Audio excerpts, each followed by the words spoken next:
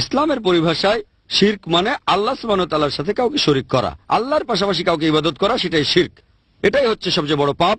আর আমরা যদি ইসলাম ধর্মের কথা বলি, অন্যান্য ধর্ম তারা এক ঈশ্বরে বিশ্বাস করে, তবে ইসলাম বিশ্বাস করার পাশাপাশি বিশ্বাস করে তৌহিদে।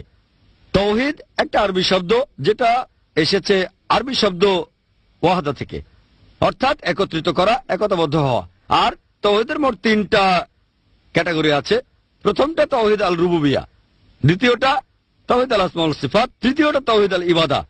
প্রথমটা তাওহীদ আল রুবুবিয়া, এর অর্থ একত্রিত হওয়া আর মেনে নেয়া যে আল্লাহ কেবলমাত্র একজন, একমাত্র তিনিই রক্ষাকারী, পালনকর্তা এই পুরো বিশ্ব জগতের, পৃথিবীর সব মানুষের। অন্য সবকিছু তার উপর নির্ভরশীল, কিন্তু তিনি কার উপর নির্ভর করেন না। এই হলো তাওহীদ আল রুবুবিয়া, আরবি শব্দ রব থেকে এটা এসেছে, অর্থাৎ আল্লাহ। দ্বিতীয়টা তাওহীদ আল আসমাউল সিফাত, তার মানে একত্রিত হওয়া, একমত হওয়া নামের ব্যাপারে, আল্লাহ তাআলার নামের ব্যাপারে। এটার ভেতরে আবার 5 রকমের ক্যাটাগরি আছে। 1 নম্বর যেটা হলো এই যে মহান স্রষ্টা আল্লাহ সুবহানাহু ওয়া তাআলা, তাকে আমরা ডাকবো শুধু সেই নামে যে নামে তিনি নিজেকে ডেকেছেন, অন্য কোনো নাম না। 2 নম্বর পয়েন্ট, তার বর্ণনা দেওয়া যাবে শুধু সেইভাবে যেভাবে তিনি কোরআনে বর্ণনা দিয়েছেন, অথবা নবীজি মুহাম্মদ সাল্লাল্লাহু আলাইহি ওয়াসাল্লাম যেভাবে বর্ণনা দিয়েছেন। 3 নম্বর পয়েন্ট, আল্লাহ তাআলার যে কোনো গুণ সেটা তার সৃষ্ট কিছুকে দেওয়া যাবে না। যেমন ধরেন আল্লাহ বিনশ্বর, বলতে পারবেন না যে অমুক মানুষটা বিনশ্বর। আল্লাহ তাআলার কোনো শুরু নেই, বলতে পারবেন না যে অমুক লোকটার কোনো শুরু নেই।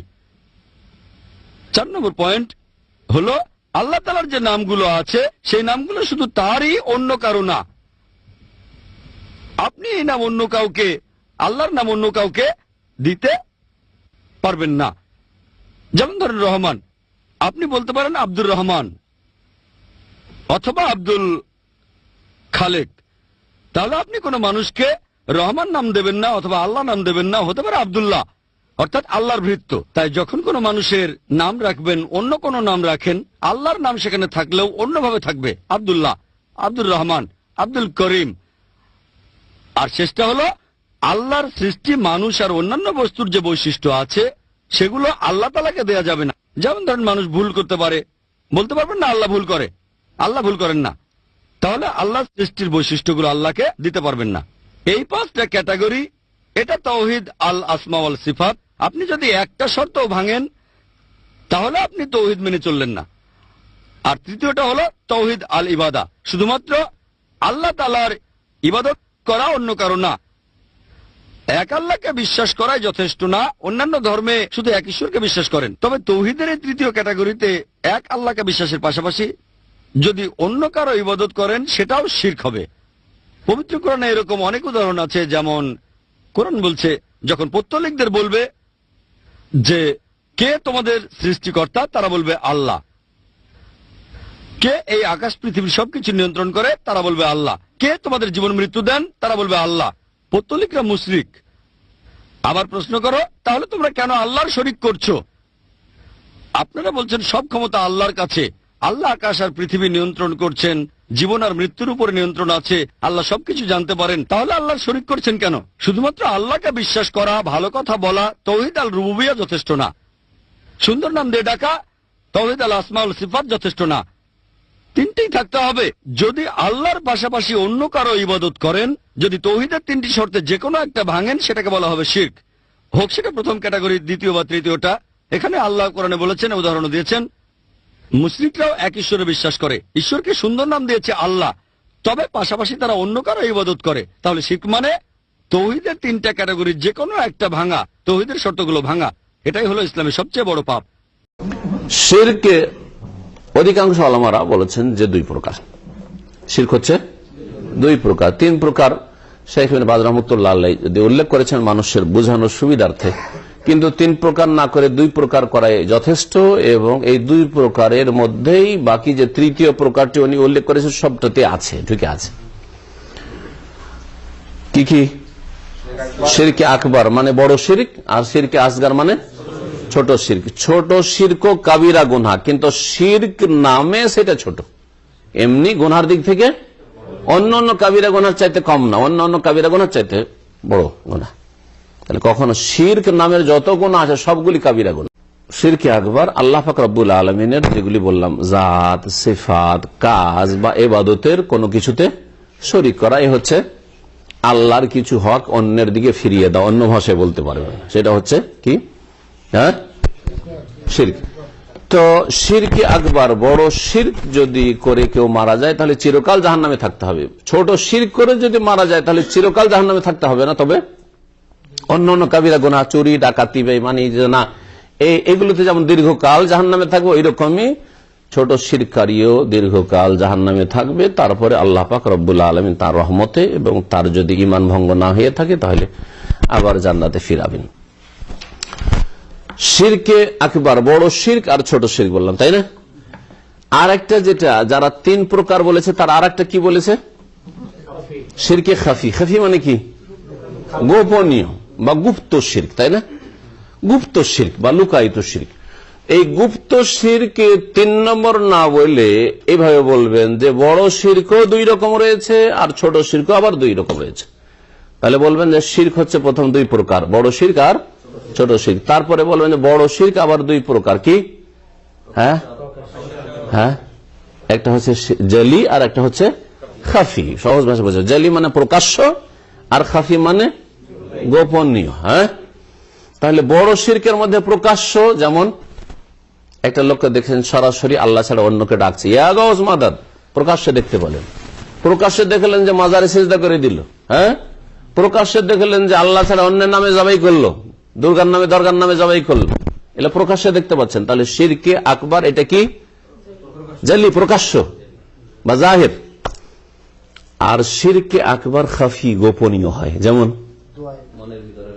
ভিতরে এই বিশ্বাস আছে, আপনি বাহ্যিক কোনদিন দেখতে দেননি বা আপনার থেকে দেখতে পাইনি কেউ, কিন্তু ভিতরে আপনার বড় শিরক লুকায়িত আছে যে আল্লাহর ওলি আউলিয়া গৌস কুতুবরা এত শক্তি রাখে যে আসমান জমিনকে ধরে আছে, না হলে আল্লাহ পাক রব্বুল আসমান জমিনকে একবার তহস নশ করে দিতেন, ধ্বংস করে দিতেন।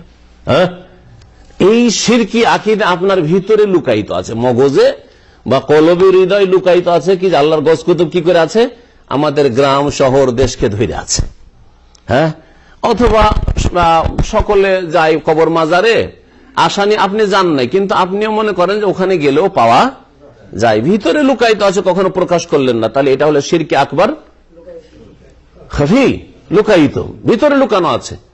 জীবনে আপনি বাহ্যিক শিরক করলেন না, কিন্তু আপনি মুশরিক কিনা? কারণ আপনার বিশ্বাস যে এই কাজগুলি আল্লাহ ছাড়া অন্য করতে পারে। শিরকে আসগার, ছোট শিরক, এটাও 2 ভাগে বিভক্ত, কি? জলি এবং খাফি, প্রকাশ্য। শিরকে আসগার প্রকাশ্য, যেমন হাতে তাবিজ বানা আছে, দেখতে পাওয়া যাচ্ছে, হাতে বালা আছে, হ্যাঁ, টিভি দেওয়া আছে, এইরকম বাহ্যিক যতগুলি শিরকে আসগার হইতে পারে।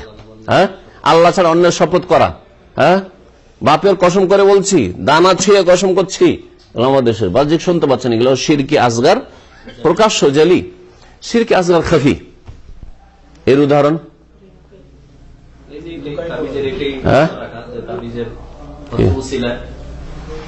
অন্য দেন। নবী সাল্লাল্লাহু আলাইহি ওয়াসাল্লাম যে উদাহরণটা দিয়েছেন শিরকে আসগার, ওইটা দেন। নবী সাল্লাল্লাহু আলাইহি ওয়াসাল্লাম যখন বলেছেন আখু মা আখাফু আলাইকুম আশ-শিরকুল আসগার, সবচেয়ে বেশি আমি ভয় করি আমার উম্মতের ছোট শিরকে, কারণ আমার উম্মত বড় শিরক হয়তো মূর্তি পূজা করবে না, কিন্তু ছোট শিরক করে ফেলবে। নবী সাল্লাল্লাহু আলাইহি ওয়াসাল্লাম কল্পনা করতে পারেননি যে এরা কবর মাজার পূজা শুরু করে দিবে, এই জন্য শিরকে আসগার ভয় করেছেন। শিরকে আসগার যখন জিজ্ঞাসা করা হলো যে সেটা কি ইয়া রাসূলুল্লাহ, তখন বলে, হ্যাঁ, কি বলেছেন? রিয়া, ইয়াসিরু রিয়া, ফুল রিয়া না, রিয়া লোক দেখানো, রিয়া মানে কি রা থেকে রা, হ্যাঁ, দেখানো। তো দেখানো 2 রকম, আবার দেখানো বড় শিরক হইতে পারে, ছোট শিরক হইতে পারে। পুরোপুরি দেখানোর যদি উদ্দেশ্য থাকে তো বড় শিরক, আর যদি আংশিক সামান্য কিছু দেখানো নিয়ত থাকে তাহলে এটা হচ্ছে শিরকে আসগার। আপনি শ্বশুর বাড়ি গিয়েছেন, বেনামাজি লোক, নামাজ তো পড়তেন না, কিন্তু শ্বশুর তো মুসল্লি, নামাজ পড়তে হবে, নাহলে অসন্তুষ্ট হয়ে যাবে, মেয়ে কেড়েও নিতে পারে, আর খুব স্ত্রীকে ভালোবাসে। হ্যাঁ, অথবা নতুন জামাই বিয়ে করতে গেছে, বিয়ের দিন যদি নামাজ না পড়ে, জীবনে নামাজ পড়েননি। আমাদের দেশে বেনামাজিরা কি করে, যখন নামাজ শুরু হয় তখন আম বাগানের দিকে নেমে যায়, নাহলে বাইরে একটু ঘুরতে ফিরতে চলে যায়, বিড়ি সিগারেট খেতে চলে যায়, করে না? কিন্তু শ্বশুর বাড়ি গিয়ে ওই কাজ করছেন না, কারণ আজকে বিয়ে করতে এসছে আর আজকে যদি নামাজের সময় মসজিদ থেকে বেরিয়ে চলে যায় একটা সিগারেট ধরিয়ে বা বাগানে দিয়ে ঘুরতে ফিরতে, তাহলে আজকে হয়তো মেয়ে কেড়ে রেখে দিবেই না আমাকে, ঠিক না? তখন কি করলেন? নামাজ পড়লেন আপনি। আসলে নামাজ টোটালি পড়তেন না। অথবা সৌদি আরব এসছেন, দেশের কফিল মাশাআল্লাহ মুতাওয়াদিনদার, নামাজ না পড়লে আমার ভাত নেই, এক্সিট লেগে যাবে, সেজন্য নামাজ পড়া শুরু করেছেন। তাহলে এই নামাজটা ফুল দেখানো, হাফ দেখানো না, কি পুরো আল্লাহ ছাড়া অন্যকে দেখানো উদ্দেশ্য, শ্বশুরকে দেখানো, বাপকে দেখানো, হ্যাঁ, অথবা কফিল মালিককে দেখানো। এটা হচ্ছে ছোট শিরক না বড় শিরক? বড় শিরক। আপনার ভিতরে আছে। নামাজ তো বাহ্যিক আপনি পড়লেন, কিন্তু ভিতরে কি আছে? যে নামাজটা পড়তাম না, কিন্তু আমি মালিকের ভয়ে পড়লাম, মালিককে খুশি করার জন্য পড়লাম, ঠিক আছে? এটা হচ্ছে বড় শিরক, এটা ছোট শিরক নয়। তাহলে রিয়া, লোক দেখানো ছোট শিরক সবসময় নয়, এই অবস্থাগুলিতে বড় শিরক। দান খেরাত মোটেই করতেন না আপনি। দান খেরাত যদি আমাদের কেউ দিনী ভাইরা বলতে যে ভাই আল্লাহর রাস্তায় দেন তো একটু দাওয়াতের কাজে, কেউ দান করতেন না, কিন্তু শেখের সাথে এটা খাতির জমাইতে হয়।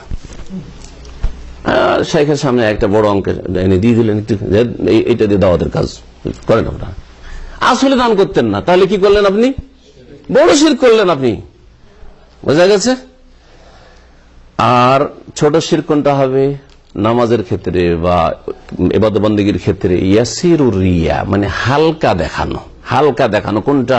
নামাজ আপনি পড়ছেন, আল্লাহর জন্য পড়ছেন, নামাজ ছাড়তেন না আপনি, কিন্তু নামাজটা হয়তো একটু তাড়াতাড়ি সেরে নিতেন, একটু সুন্দর করে সাজাইতে শুরু করলেন। কখন হয় এটা? যখন কোনো বিশেষ ব্যক্তি বসে আছে, আমি বসে আছি আর নামাজ পড়ছেন, এতদিন ধরে ইসলামিক সেন্টারে এলাম আর শেখ দেখছেন আমার নামাজটা, আর এই সময় যদি ওই দেশি তরিকার নামাজ পড়ি, তারাবি পড়ার মতো, ধাই ধাই ঠাক ঠাক করে, হ্যাঁ, মুরগি ঠোকর মারার মতো, তাহলে কি বলবেন শেখ? তো নামাজটা তো আল্লাহর জন্য পড়লেন, কিন্তু মাঝখানে রুকুটা একটু লম্বা, সিজদা একটু লম্বা, তেলাওয়াতটা একটু লম্বা, বোঝা গেছে? এটাকে বলা হয়েছে হালকা রিয়া। এটার নাম কি? এটা কোন শিরক? এটা হচ্ছে ছোট শিরক, কারণ পুরা আল্লাহর জন্য করেননি আর পুরা শেখের জন্য করেননি, বোঝা গেছে? এইরকমই যদি আপনি দান করতেন, কিন্তু দেখছেন যে এখানে দানটা করলে একটা, আমার দেশে আবার ওয়াজ মাহফিলে লম্বা দোয়া পাওয়া যায় দান করলে, কথা বোঝা গেছে? লম্বা দোয়া পাওয়া যায় এখানে। তারপরে এখানে দান করতেন আপনি, কিন্তু এখানে দানটা করে দিই, এই জায়গায় দানটা করলে হবে কি, এলাকার সব অঞ্চলে সমস্ত লোকেরা আছে, হ্যাঁ, এরা একটু দেখুক, জানুক যে আমি দান করলাম। তাহলে দান, আসল দানটা আল্লাহর জন্য, কিন্তু মাঝখানে একটু সুনাম খ্যাতি নিতে চান এলাকাবাসীর কাছে, কারণ আগামীতে হয়তো ইলেকশনে চেয়ারম্যান হইতে চান আপনি, লোকেরা চেনো যে 50,000 টাকা দিয়েছে মসজিদে, জি। তো এটা হচ্ছে শিরকে আসগার।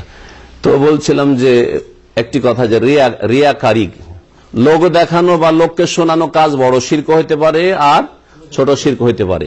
আর শিরকের প্রকরণটা আজকের ভালো করে মনে রাখবেন, শিরক কয় ভাগে বিভক্ত? 2 ভাগে বিভক্ত, বড় শিরক এবং ছোট শিরক।